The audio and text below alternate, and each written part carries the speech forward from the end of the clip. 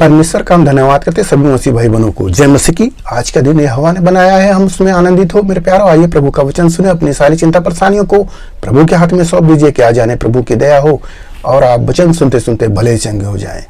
तो जो लोग नए हैं कृपया इस चैनल को सब्सक्राइब कर दे। तो यहाँ पर मैं लाया हूँ प्रभु का वचन, आप उसको समझिए।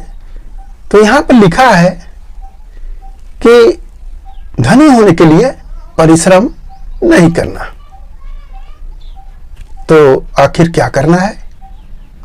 यह बात आपके मन में आएगा कि ऐसा कैसे हो सकता है, हर व्यक्ति परिश्रम करके ही ऊंचाई पर जाता है।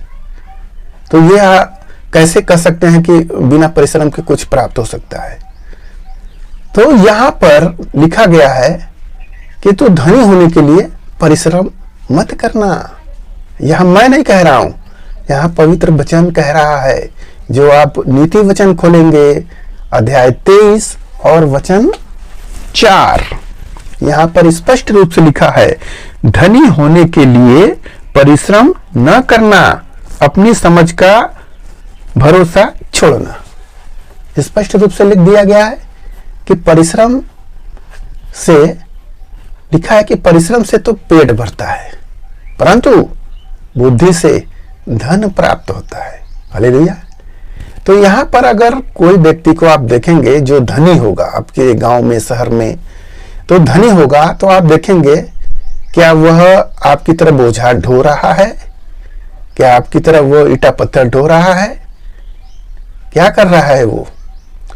वह केवल अपने बुद्धि का इस्तेमाल कर रहा है। मैं अपने यहाँ के एक व्यक्ति की गवाही बता रहा हूं।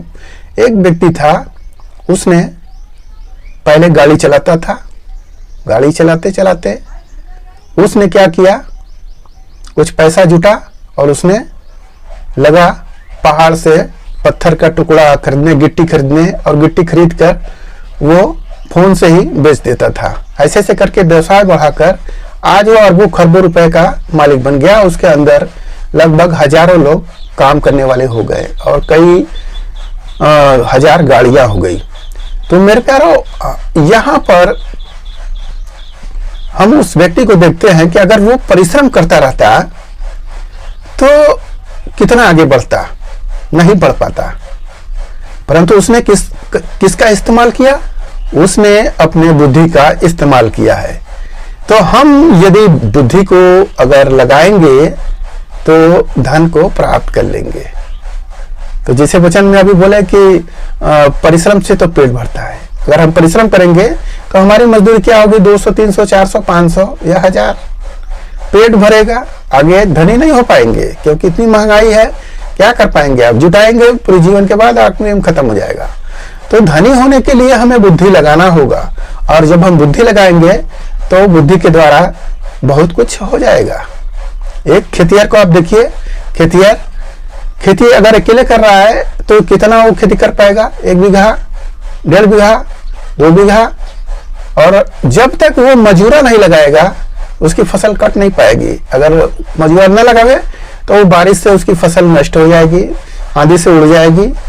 तो यहाँ पर वह बिना मजूरा के उसका सफलता नहीं है।